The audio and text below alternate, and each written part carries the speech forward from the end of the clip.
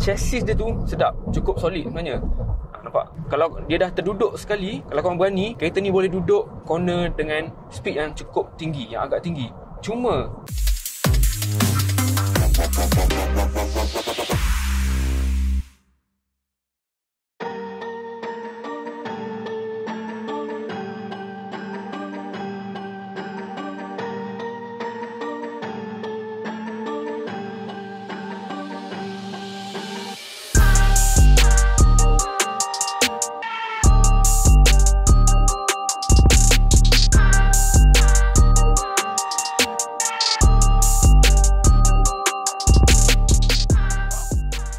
okey, hari ni kita nak bersama dengan satu kereta idaman para fresh grad dan juga gadis-gadis IPTA. Perkenalkan, Toyota Yaris facelift. Jadi itulah dulu pasaran segmen hatchback B segmen ni kan. Dulu selain pada Myvi, kalau yang nak bajet lebih sikit tu memang dia beli Jazz lah kan. Selain pada Mazda 2 juga, Mazda 2 yang lagi mahal lagi sikit. Tapi itulah Toyota, UMW Toyota dia kata tak boleh jadi ni kan. Asyik Jazz dia tapau market tu, jadi diorang pun perkenalkan Yaris. Masa tu 2019. Tapi untuk yang ni kita tengok ni versi facelift 2021 punya model, dan yang ni variant G. Jadi macam korang tahulah, Yaris ni dia diasaskan daripada Vios untuk pasaran kita. Dia lain daripada Yaris yang untuk JDM, Yaris yang dekat Europe, yang tu lain. Yang tu TNGA punya platform. Yang ni dia ambil daripada Vios. Dia punya platform bawah-bawah, tulang-tulang dia semua Vios, tapi kulit dia kulit dia pun first half ni sama macam Vios, cuma pergi ke belakang ni baru dia unique design untuk Yaris. Jadi untuk facelift ni kita tengok tekaan luaran dia ni, bagi saya sekarang jauh lagi kemas, lagi lawa dan lagi sporty daripada yang sebelum ni. Yang sebelum ni nampak kat sini agak busy sikit. Yang ni dia dah makin kemas sikit dan gaya macam A ni sini kat bawah ni. Lampu pun lampu baru. Dia LED jenis baru yang ketul-ketul macam ni, dengan DRL pun agak lawa, kemas. Ada yang kata yang ni design apa Yaris ataupun Vios Ultraman mungkin kat sini kot nampak macam Ultraman sikit. Lain-lain ni fog lamp biasa, fog lamp halogen biasa. Lepas tu untuk tepi pula, rim semua standard, semua variant pakai rim dan juga tayar 15 inci. Tayar pun Toyo Proxus R50, tayar yang boleh kata mid spec lah, tayar yang agak sedap juga. Seterusnya tak ada apa yang ni sangat, cuma unik untuk Yaris juga kita boleh nampak ada benda ni. Dia macam hitam sikit dekat C-pillar ni, dan satu nak menunjukkan dia hatchback, dan satu dia bagi efek floating roof yang bagi saya agak kemas. Daripada depan tu tarik sampai sini dan terus kat sini terapung. Cuma spoiler ni mungkin agak lebih-lebih sikit lah. Spoiler ni ala-ala macam bertanduk sikit. Tapi kebanyakan bahagian ni memang dikekalkan, dibawa terus daripada yang sebelum facelift punya.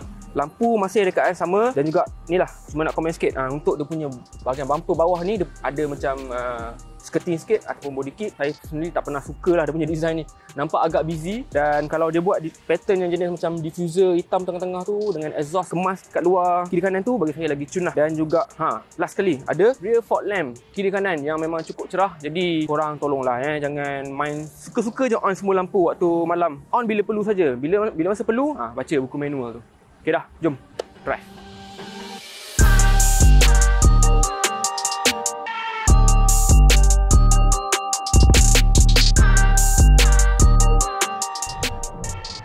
Jadi Yaris ni luar dah memang lawa lah, memang nampak sangat updated, sangat cantik, sangat moden.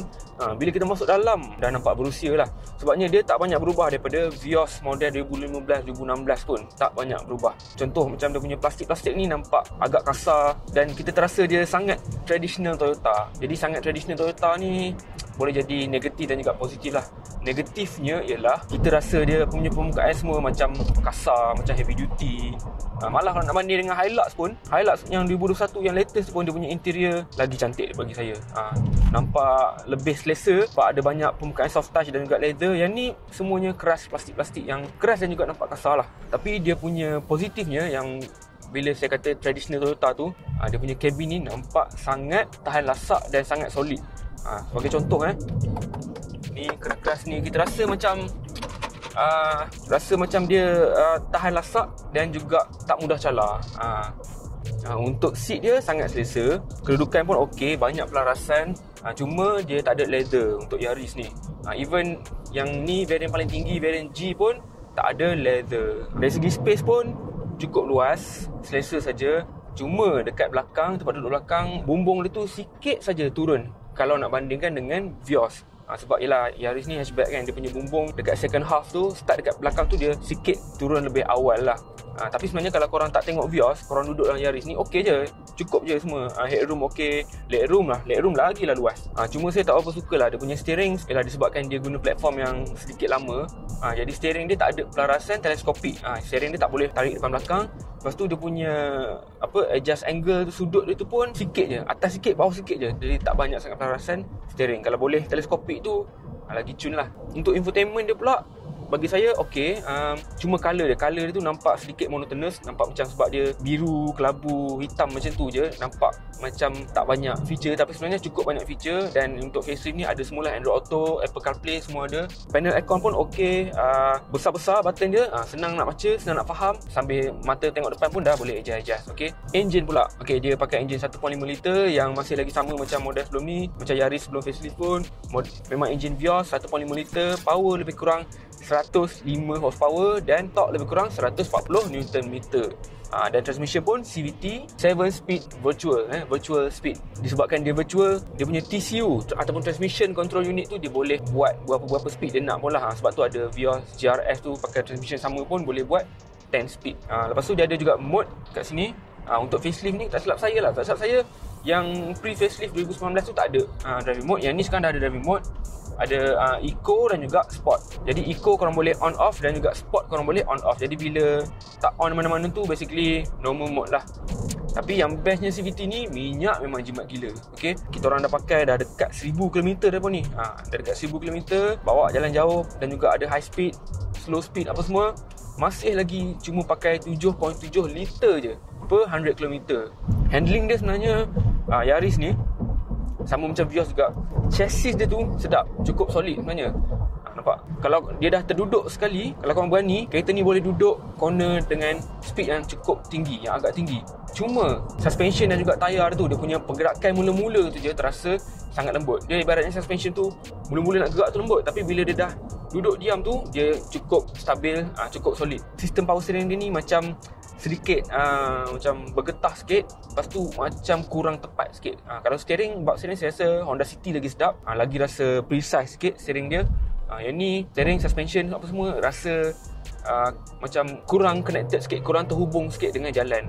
Cuma kalau korang pentingkan handling dan juga kepuasan memandu, tapi korang masih lagi nak pakai Yaris ni, kalau ada masa nanti korang upgrade tayar yang sedap sikit kan, tayar agresif sikit, sporty sikit, saya rasa dia akan improve lah feel pada steering tu. Tapi yelah, macam saya cakap tadi, untuk fresh grad ni kalau kereta first korang ataupun buat awet-awet IPTA, steering macam ni, overall handling macam ni sebenarnya lebih daripada mencukupi untuk korang punya kegunaan seharian. Oh ya, sikit lagi komplain. Okey, yang pertamanya Yaris ni dia masih lagi pakai handbrake manual. Jadi ni mungkin boleh jadi plus point dan juga boleh jadi negative point lah. Dan bandingkan dengan City, tak silap saya variant dia yang paling tinggi, City sekarang dah pakai electronic parking brake. So kat situ nampak lagi modern lah. Yang ni macam saya cakap tadi, agak traditional sikit lah. Ada sikit rasa macam old school. Masih lagi handbrake manual lagi. Untuk plus point, dia maintenance dia untuk long term lagi jimat sikit kat situ. Dan juga kalau korang yang nakal-nakal sikit tu, boleh lah nak buat handbrake turn ke apa, tu ikut korang lah. Dia tak ada aircon belakang. Kalau City pun tak salah saya dah ada aircon belakang. Setengah variant dia ada aircon belakang. Yang ni variant paling tinggi pun tak ada aircon belakang. Walaupun sebenarnya kalau korang bagi sikit masa dekat belakang tu, cepat je sejuk, tak ada hal pun. Lepas tu kabin dia ni refinement agak okey juga, senyap. Korang bawa kelajuan biasa-biasa kan, 100-110 tu masih cukup baik, agak senyap. Dan tapi dia tak terlampau senyap sangat lah. Kalau korang duduk dalam trafik kan, tengah-tengah jam, penting juga untuk nak dengar bunyi kereta dekat luar, bunyi motor tengah lalu apa semua. Tapi untuk highway sebenarnya okey, cukup baik, senyap. Dia bunyi angin kurang, cuma bunyi tayar je sikit. Kalau korang nak comfort lagi, korang tukar tayar lagi comfort. Tapi kurang sporty untuk handling lah kan. Ada satu yang agak bagusnya juga, facelift ni dia tambah dan dia improve banyak juga untuk aspek safety. Sebab untuk Yaris yang ni sekarang ni, dia dah ada autonomous emergency braking, lepas tu dia ada blind spot monitoring, tapi monitoring je lah, dia tak ada lah steering assist. Dia ada monitoring dan juga dia ada warning. So kalau macam ada kereta kat sebelah ke apa kan, korang bagi signal, dia akan bunyi lah. Airbag pun ada cukup banyak lah, 7 standard untuk kereta segmen macam ni. Tapi 7 tak silap saya untuk yang variant tinggi saja. Tapi untuk action and cap dia 5 star lah. Itu tak risau sangat lah. Okey, jadi siapa yang patut ataupun biasa beli Yaris ni? Jadi kalau untuk versi sebelum facelift ni, untuk diorang-diorang ni lah yang rasa macam alah Jazz tu dah biasa sangat lah. Waktu tu Yaris 2019, 2020, model yang masih agak baru, masih segar dekat pasaran kan, tak nampak banyak atas jalan, diorang akan cari Yaris lah untuk alternatif Jazz. Dan untuk sekarang pun sebab Jazz dah diganti dengan City hatchback, jadinya kereta ni untuk orang yang nak cari alternatif lain daripada jenama Honda kan. Dan ada juga situasi jenis macam keluarga yang mak ayah dia dah pakai Toyota kan, lepas tu bila nak beli kereta anak-anak dia akan cenderung kekal jenama Toyota sebab dah proven kan, tahan lasak apa semua. Sesuai juga kereta ni, selain daripada jadi kereta kedua, kalau korang dah ada MPV, selain daripada kereta kedua, sesuai juga jadi kereta pertama untuk fresh grad ataupun sesiapa lah yang rasa mampu untuk pakai kereta dengan harga macam ni. Dan sebab tu jugalah dia jadi idaman fresh grad dan juga gadis-gadis IPTA kan, lain macam dia sudah sekarang.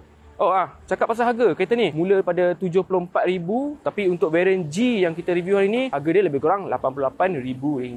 Jadi itu sajalah kot. Okey, kalau korang tengok video ni sampai habis, terima kasih. Mana yang belum subscribe lagi tu, jemputlah subscribe, tekan tu je, tekan satu tu je, subscribe, tekan loceng sekali. Lepas tu tengok juga kita punya Facebook dan juga website. Kita ada Facebook Anggear TV dan juga website kita anggear.tv.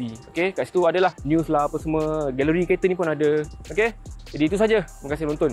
Assalamualaikum.